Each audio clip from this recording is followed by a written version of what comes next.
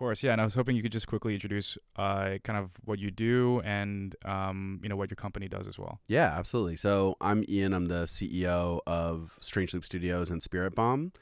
And Strangeloop Studios has been around since 2012 when I founded it with Dave Wexler, my co-founder.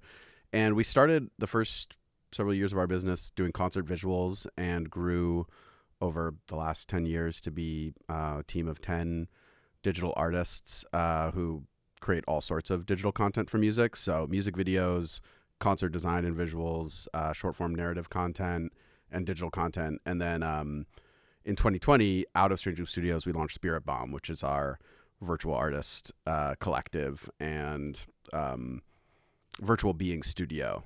And that's an initiative that's been our primary focus for the last 2 years and how we got to know the great folks at AVEX and the Future of Music fam.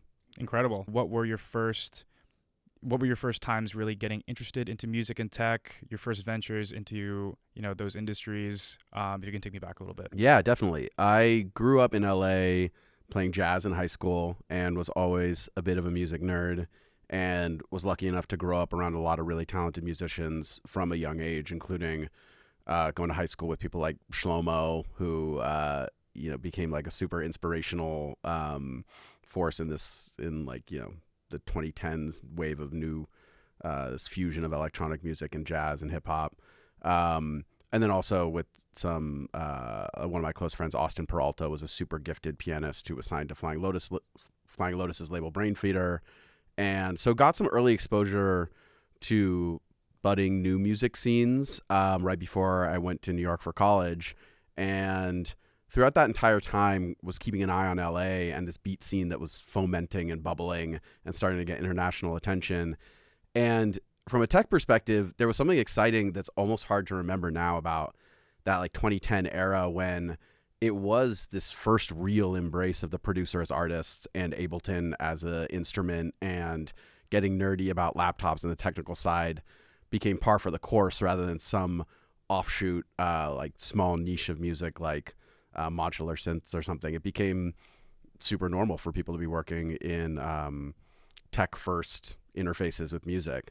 So even from that early stage, I think there was an interest in this technical development within the musical sphere, and seeing it get absorbed and then pushed to the limit again, and people experimenting with new sounds, and that becoming a fringe thing to becoming something like at the heart of major festival acts.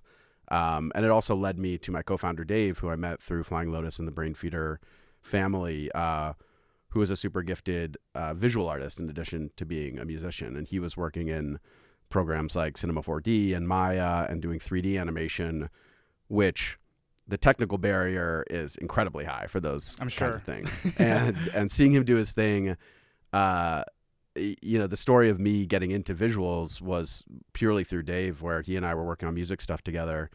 And quickly, sorry, when you say working on music stuff, what exactly does that entail? I mean, it was, as a jazz kid, I couldn't play my drum kit in college, so I started to get into Ableton, started to mess around with like watching, my friends from high school start to make beats, and realized that there was this whole plethora of like compositional tools available to me beyond just playing one instrument and tracking that as part of a band. Like Ableton was such an eye opener to be able to sample and bring stuff into one place and be composing, be arranging, be writing and producing. So that's when I came back to LA, I was really focused on making music, and like played at this club Low End Theory a couple times. And that's how I met Dave, was because he's a musician as well. So we started making music together, and he was also doing visual stuff on the side. So he was the one who opened up that world to me and eventually tossed me head first into that world by getting me a gig to do visuals for this group Zeds Dead before I had any visual training whatsoever. So it was one of those moments where he literally came back from a tour with Skrillex and was like, "Great news, I got you a gig, like 10 dates, 10 days. You're going to be going on the road as a VJ." And I was like, "Amazing.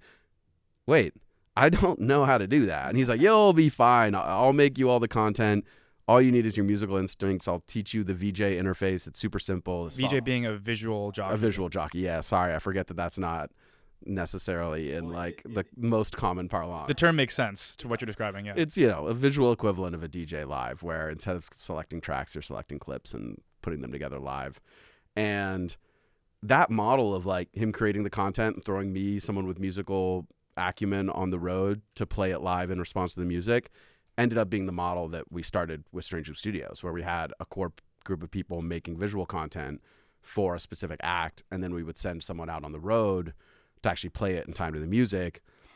And the timing was great because DJs and like EDM in general was on an upward trajectory. Those are artists that often really benefit from having a strong visual presence behind them, because it's not a band with a lot going on stage often, and there's this wide open massive LED canvases for you to use. And they also change their set often, so having someone who's there that can react in real time is crucial. And it's certainly not exclusive to DJs. Like that was the case with hip hop acts we worked with, pop acts we work with. Though at a certain point, as we started graduating to acts that were in arenas and major festival tours, more and more we started time coding the visuals rather than have someone out there playing it live and improvising. It became something where we would create the content, we'd go to rehearsal and kind of bake down all of that improvising we would do into the programming. And then every night it was triggered by the audio and became more of an automated thing. But we still have a soft spot for VJing for sure. I still go out with Zeds Dead when I can. Dave still goes out with Flying Lotus, who he's known since they were in college together. So that was really the seeds of Strangeloop Studios were inherently audiovisual. It was people who were looking at the visual component to music coming from a musical background and really valuing the synesthetic, like close your eyes and listen to the music and like what would you want to see accompanying it, and being able to talk to artists on that level rather than approaching it from a strictly visual standpoint. It's a lot harder to teach someone musical instincts if you're going to send them on the road to do visuals than it is to teach them a piece of software like Resonloom, which is super intuitive and powerful. Right. So Strangeloop has been going on for how many years now? Technically, we're hitting our 10th year anniversary of Dave and I collaborated together. If you want to go back to that first tour as the inception. The inception, yeah. Which it really was, because we haven't stopped working together since then. And just year over year, it's grown. So yeah, we're on 10 years. I think we officially like incorporated in 2015 when we realized just wrangling a bunch of freelancers probably isn't the smartest way to do this from like an organizational or a tax perspective. So we made it official, and so Strangeloop Studios was the entity from 2015 until 2020 when we started Spiritbomb and raised our first financing, and that's when we started Spiritbomb Inc., which is sort of the parent company for all of our operations. Right, and I think Spiritbomb, which we'll get into now, is a super fascinating concept, just generally speaking, and then especially the projects that you guys have been working on recently have been really captivating.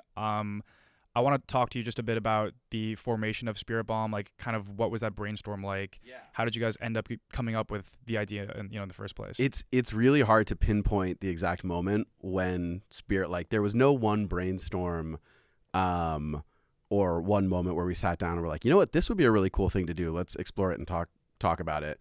It was an outgrowth of us being a collective of artists, in contrast to a lot of VFX studios in more traditional pipelines where someone's focusing on lighting, someone's focusing on texturing, someone's focusing on modeling, and then you've got a creative director and producers organizing that entire workflow.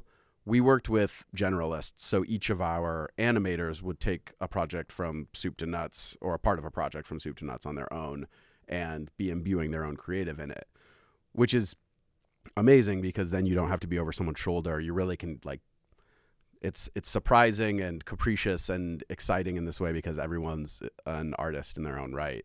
But I bring that up because it means that in downtime between projects, we were always working on artistic stuff together and always working on creative projects, whether they would be short films. Like we created a short film as a studio called Children of the Void that we just did in between our other projects, and was super gratifying.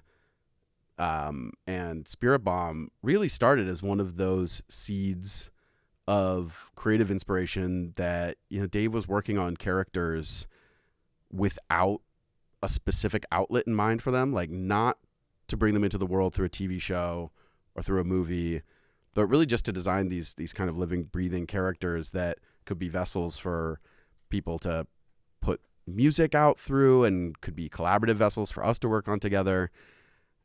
And then we started, working with The Wave, XR, who's another AVEX Future Music portfolio company, who were doing virtual concerts where they would take real humans and sort of translate them into this digital avatar realm and have live concert experiences. And through getting to know them, they were much more firmly entrenched in the tech world than we were, in addition to being a music company. We started to see more examples of virtual characters out in the world. Like, we were familiar with Hatsune Miku, who's been around for over a decade, out in Japan, who's a fully virtual character who has a following and releases music and tours and is just a 3D character. So we knew that the concept existed. And at that time, Lil Michaela was another virtual being who was accruing millions of followers, getting big, high-profile influencer campaigns. And here we were sitting on these 3D characters, and we're like, well, maybe this doesn't have to be some pet project that we're just working on when we have 3 days in between one gig ending and another one starting. Maybe we're onto something that the rest of the creative zeitgeist is actually coming around to being excited by. And the other, I think, like, inflection point was seeing Lil Michaela on Instagram when I was scrolling through and having this perception of something I call digital flattening, where we're all given the same tools to put ourselves into the world. Like, through Instagram, you just get that little square to post, and there's no tag that's going to tell you whether that's a 3D person or a real human behind it. So I'd scroll past Michaela, and it was fascinating because I would sometimes do a double take where I'd scroll back up and be like, wait, no, that's a render. Like, that's not a real person. And that was fascinating to me because it opened up this idea that these virtual characters can have a semblance of autonomy and agency that could make you care about them like your favorite artist.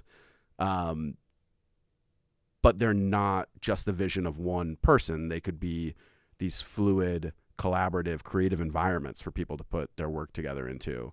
And it was a vague idea that we kind of just hewed at until it became something, a concept of a virtual artist that we could articulate. And we realized if we're going to create something that has that feels real, working on it when we get a free 8 days between projects every now and again is not going to be nearly enough time. And that's why we decided to see if anyone else thought it was a cool idea and whether they'd take a bet on it. And AVEX were one of the first people who saw the vision and actually helped us think through what it would look like to build out Spiritbomb as its own operation. The concept of a virtual artist is perhaps something that the average consumer of music might not be super familiar with.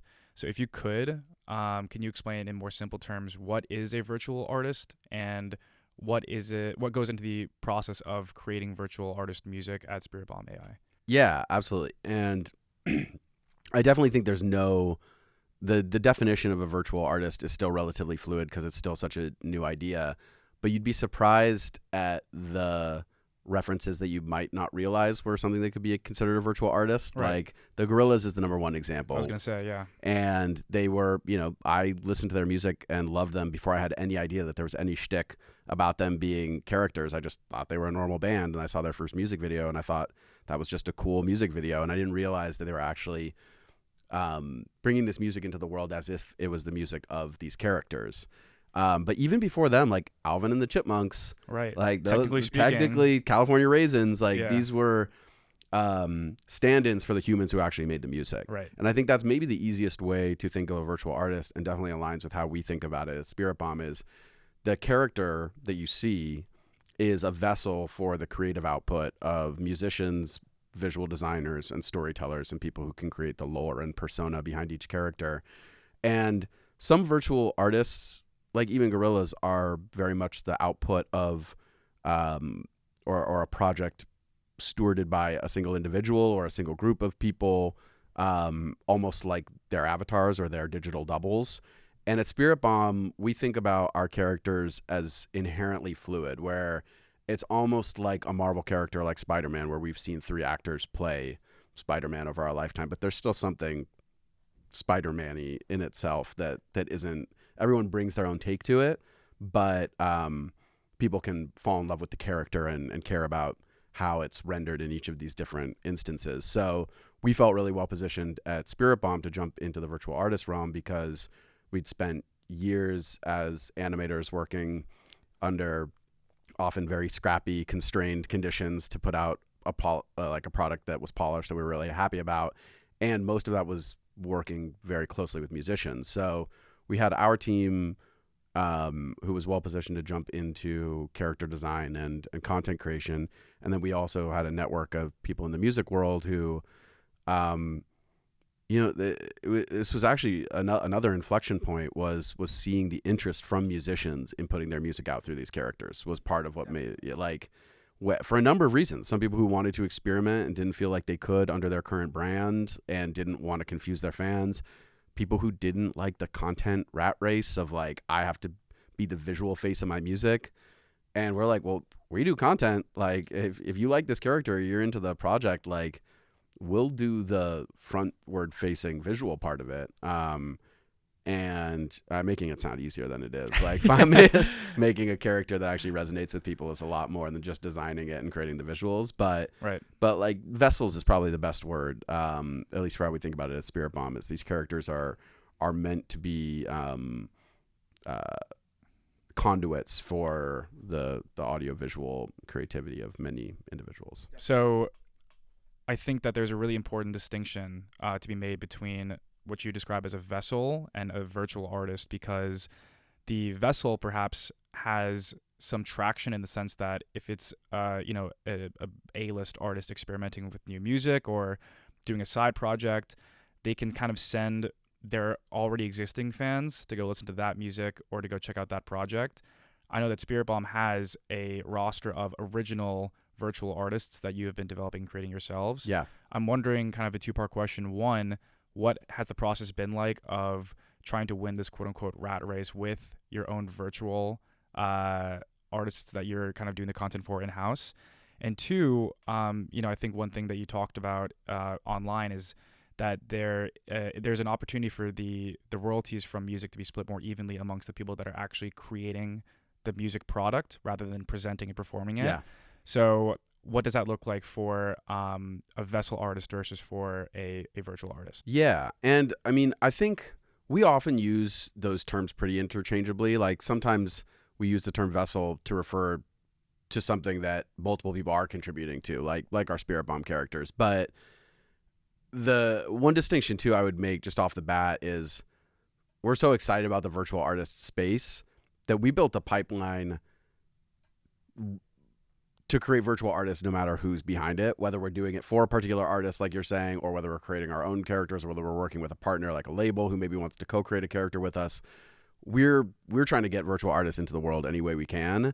But as you say, one of the most interesting, like, we really couldn't build that pipeline without launching our own original virtual artists, partially because of the first part of that question, learning how to compete in the content ecosystem with our characters, right, which we learned it the hard way, the classic, tech way of try a bunch of stuff and see what hits. Yeah. And us, given our demographic, first thing we did was, okay, we'll launch this character on Instagram. We'll create a page. We'll get some of our friends to post about it, and we'll see if we can grow traction for a virtual character. And it was just completely unsuccessful. Like, there was, maybe had we had like more of a concerted influencer campaign, or if our content, those first characters, they aired on the side of the more darker sci-fi stuff, which maybe algorithmically wasn't the most friendly to get out there. But it was a good lesson, because we just realized Instagram in general does not help you start from scratch the way we were doing. Truly, like, put something into the world with no history, no cosigns, versus doing the same thing on TikTok, which was like mind-blowingly different, where they would just show you to people and you'd find out really quickly if people like the character or not. Right. And because we wanted to develop this pipeline at scale and not just put all our eggs in one basket of one character, which is what a lot of super successful virtual artist projects have done, we wanted to create something sustainable that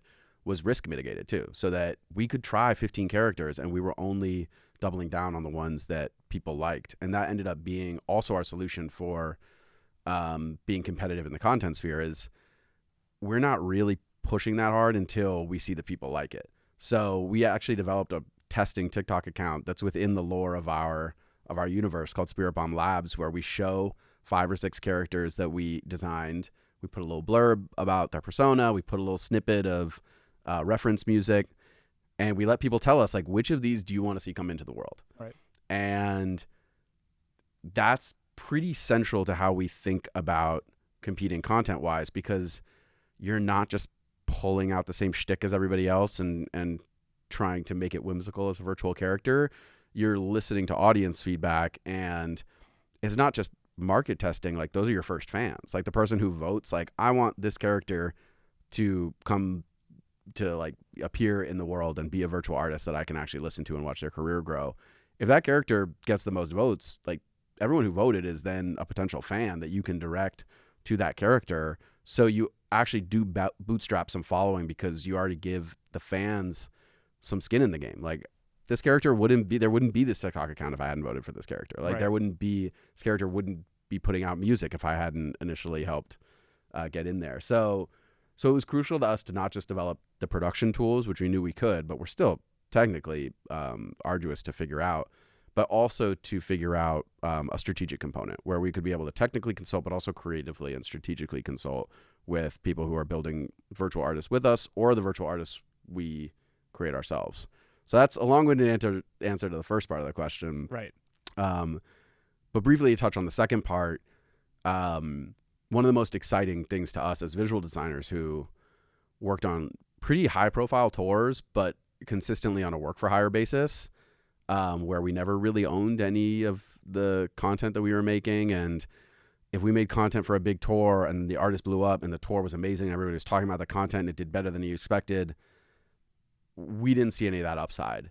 And we were working with, like, some of the nicest, most, like, generous people in the game. It's not like we were getting taken advantage of by the artists we were working with. It just wasn't the paradigm. Like, that's not how deals were made. And I'll be the first to say it's kind of a legal headache too. Who's going to decide how much upside we have in the concert tickets because we did the visuals so well? Right.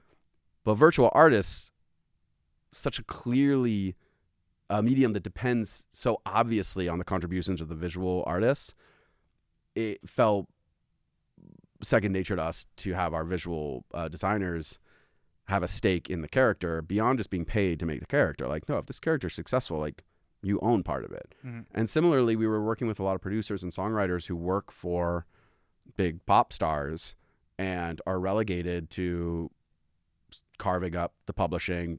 Oftentimes, if they're songwriting, they don't get any of the master royalty.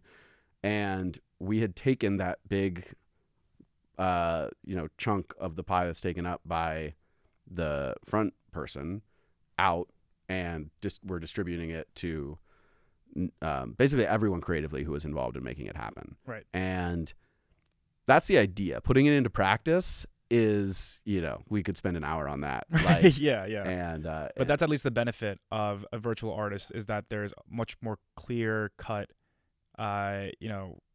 room for profits to be shared. Yeah. As opposed to with the traditional artist, where a lot of that is taken up by whoever ended up singing the record or rapping the record or like, what have you.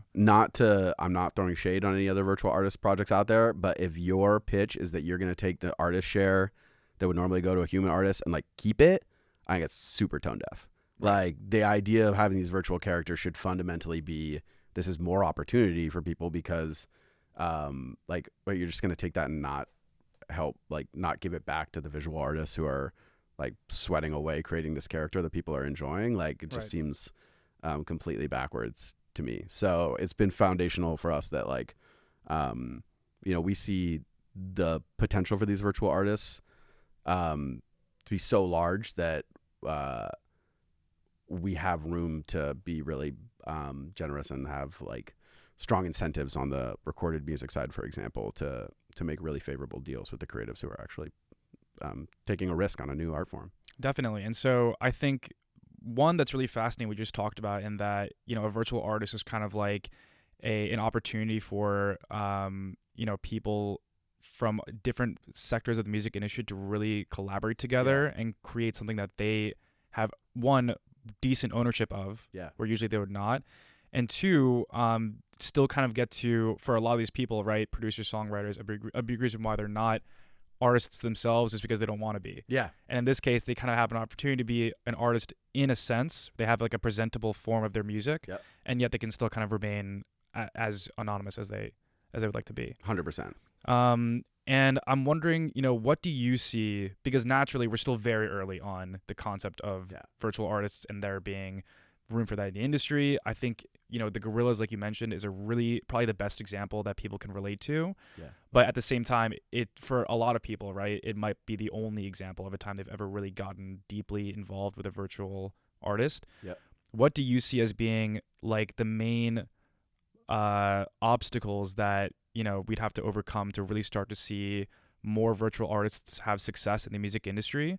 And do you also think, obviously, right, Spiritbomb, actually, I'll just go ahead and answer that question. Yeah, sure.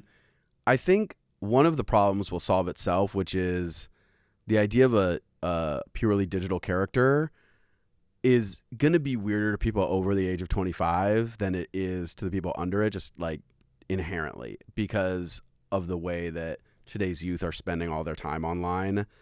It's not just that they'll be confronted with it more, it's that the things they value more and more are digital. Right. Like when just looking at Fortnite as an example, like the amount people care about skins and about achievements, and I mean, it's very real. It's like property. It's like a form of ownership and a form of like defining your own identity. And in those spaces, I think launching a virtual character just inherently makes more sense. It's like I have to do a lot less explaining to people who are younger than I do to people who are my age. Interesting, yeah. And so I think some of it will solve itself as we're seeing with the rise of virtual YouTube streamers in the West, which has been a thing in Japan for a while. But it's, instead of your streamer like Ninja or Tifu in the corner or whatever, it's little 3D character, often an anime character, right, who's being puppeted by someone who is just a content streamer. Like, it's the same thing behind the camera, but their representation is these little characters, and the numbers are just insane. Hundreds of millions of views and subscribers in the last couple of years for these characters in the West, not just in Japan. But so I think that'll help drive adoption. But in general, I think the biggest hurdle is still just how few of them there are. So it's a bit of a chicken or the egg thing, where I think the more they're out there, the more normalized it'll be and the more people will be excited about them. And the fastest way to get to that point is just to encourage creators to start working in this new medium, right, almost like it was like a brand new art form that people are experimenting in, where right now there's still not that many people working in it. So there's every month there's more examples of successful virtual developments in the virtual being space. But I think the success of virtual artists is going to follow on from the success of virtual beings in general. And the last thing I'll say is we're super biased towards the live experience. Like, we come from the concert world. Live virtual artist concerts are things that we're just very bullish on. Like, definitely, the ability for that to be an evangelism tactic. Like, you go to a concert, you may not even know you're going to see a virtual performance, but suddenly the character performing in front of you is not a human. And I think that's a what the fuck moment that is enough to if not convert people, at least slingshot awareness to a point where it's much more mass adopted. Definitely. A couple more questions here. One, I think one thing that you mentioned just now about the live experience that is really exciting about virtual artists is the fact that, and you talk about this online a little bit, you can have a virtual artist perform simultaneously in several markets around the world.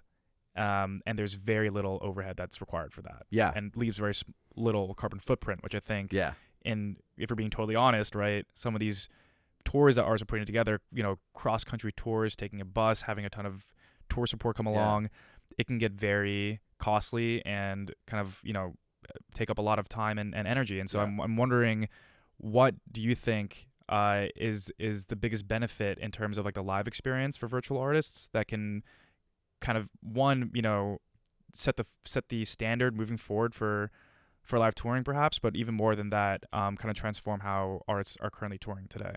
Yeah, I think one part that's crucial to how we think about this idea of a virtual artist performing in 20 cities in the same night is that inherently one of the opportunities we haven't talked about a bunch for the virtual artist is for fan engagement to be way deeper than it would with a human artist, because a human artist has something they need to say fundamentally. That's why they make art. And as much as I think artists listen to their fans and interact with them, you also want that it's a very personal expression that you want them to put out into the world. And a virtual artist is this amalgamation of that artistic expression from a lot of creatives. And why not include the crowd in that group of creatives? Like, it goes back to our testing pipeline. Like, let's make these virtual artists a fluid back and forth between communities and like consumers and the creatives and producers. And it ties back to how we think about live touring, because it's like the show in any given market, the dream is for it to have its own local like instance in a way that makes sense for that market, in a way where you're not necessarily just taking the same exact show and doing it in 20 different places, but you're sourcing the gear locally. You're maybe having some of the music be sourced from local communities that would be like engaged in the artist, and having fans that are local to whatever that market is be fundamental in bringing that show to life. So it's something that's hard to then take the next step, and how will this impact human touring, because it's so dependent on these malleable virtual characters that are fundamentally different from humans, where they could be in 20 places at the same time. Right. Like, we're not going to solve for that. Yeah. But also this idea that each iteration can have its own flavor to it, and can have its own special attractiveness, because it's manifested by the variables in the community and by the fan input. So I think there's also like a sort of secondary route to talk about how some of the tech that could be built out for virtual artist performances could also be a precedent for like hologram performances of real humans. Right. But who knows which will come first? Like this ABBA tour that's going on right now, which is not a virtual artist per se. It's more like a hologram of an existing band, has allowed them to do a massively successful live show without showing up there themselves. So I think there's kind of parallel pathing in trying to figure out how to have a IRL experience that isn't necessarily what feels like a kind of antiquated, like, let's ship this stuff around the world. And right. like, I mean, I've done tours in North America where we had to cross the border between US and Canada 8 times. Like, surely there's a better way. Yeah. Right. And I'm just wondering, in the next 5-10 years, where do you see, virtual artists going? Do you see them becoming, widely popular? Do you see them kind of still existing in their own niche? Just kind of your thoughts on the progression of virtual artists in the music industry. 10-year time horizon, I foresee them being like not niche. Like they're being like popular enough and prevalent enough that there's something for everybody, and that it's not like right now. I think the first ones that will be successful are going to play to those demographics that I was describing that are primed to resonate with a digitally native character. But I think what's going to start happening is so many of the tools required to create these virtual characters are getting democratized. And when you look at the development of 3D art or the visual components necessary to create a virtual character, over my lifetime, the insane barrier to entry of skill level required to create something compelling has come down and down by like step functions, and become more and more accessible, to the point where I, knowing nothing about it, with one co-founder who could start a studio with 10 people using consumer available software and make really high quality content. Right.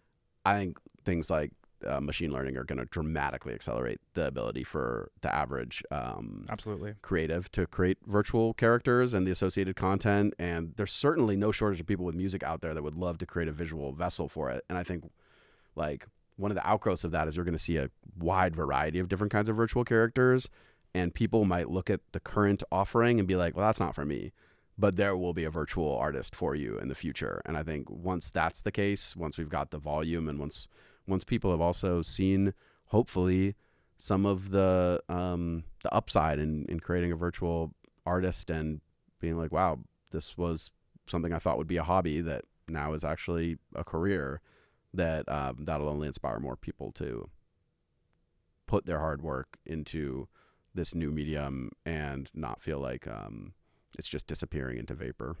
Right.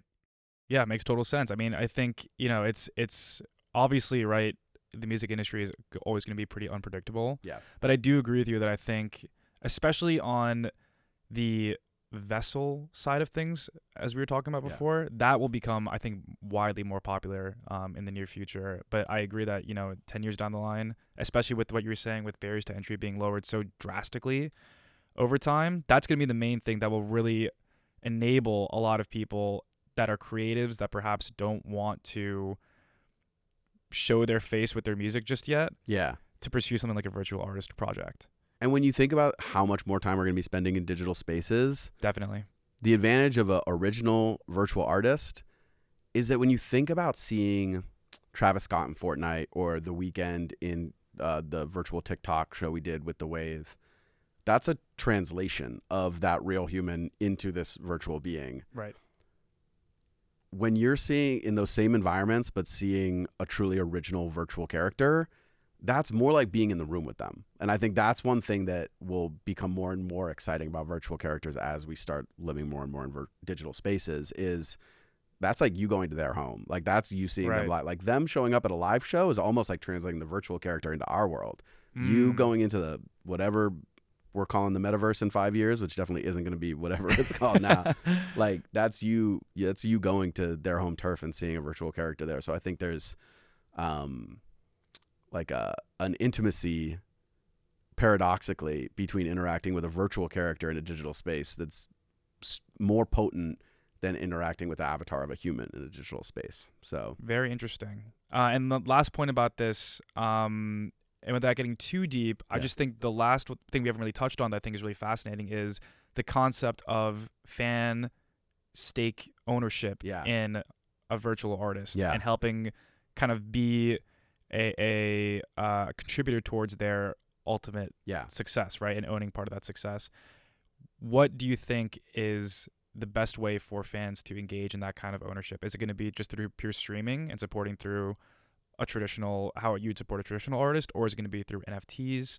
What do you see as kind of the best method forward there? Yeah, I have some thesis that I'm not 100% committed to, but that I suspect a lot of virtual artist projects will be really hard to maintain the cadence of content you need to make it feel like the character is real. Definitely. Without a community contributing. Like, one thing humans will always be able to do better than virtual characters is lift up their phone and give you a little window into their world and like, hi. Yeah. And that requires, who knows, maybe machine learning. This will age really poorly, where it's like, yeah, that's as simple as typing a sentence into your. Probably within a year, you will be able to create something like that through a prompt. But I do think that there's something really compelling about a fan community, not just coming together in fandom, but coming together in creativity.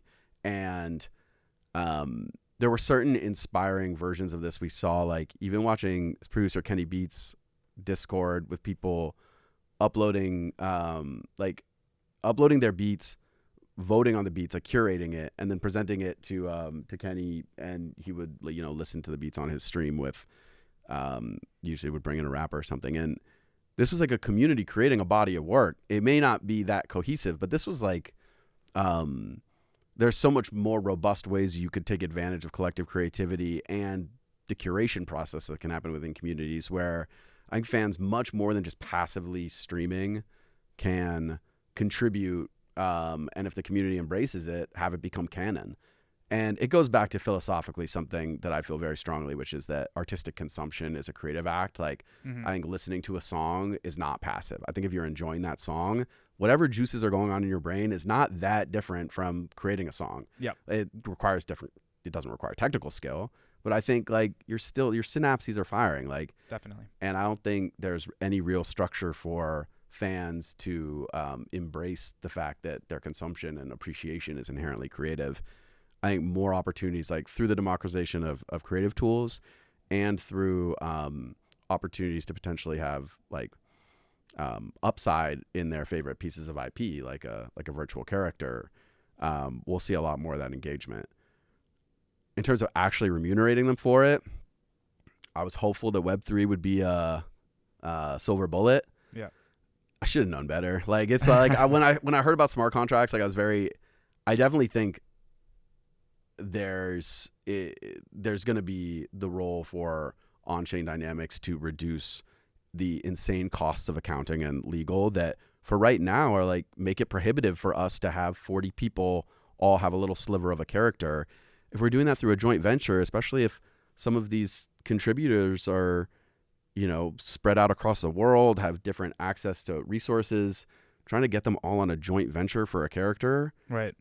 It's like a nightmare. It's a nightmare. Yeah. So I'm very hopeful that there's going to be more tools to have fluid, fractionalized ownership and, you know, whatever equivalent of dividends or profit sharing. I don't think it's as simple as like buy this token and you own a piece of the character. Right. I wish it were, but I don't think it's. I think it's a little bit blunt of a tool for the task at hand. I do think that there's a lot of really smart people working on really powerful tech that could help actually give fans a stake in especially a virtual character. Definitely. Where they could be fundamental to contributing to its success, and they should be along for the ride. Absolutely. Okay, great. That's pretty much all I had to talk about today. But Ian, thanks so much for coming on. I think this is really great. Yeah, I'm excited to hear the further episodes too. I'm really definitely glad you guys are doing this. Definitely, and we're gonna keep posting on Spiritbomb AI and just generally the progression of virtual artists in the music industry.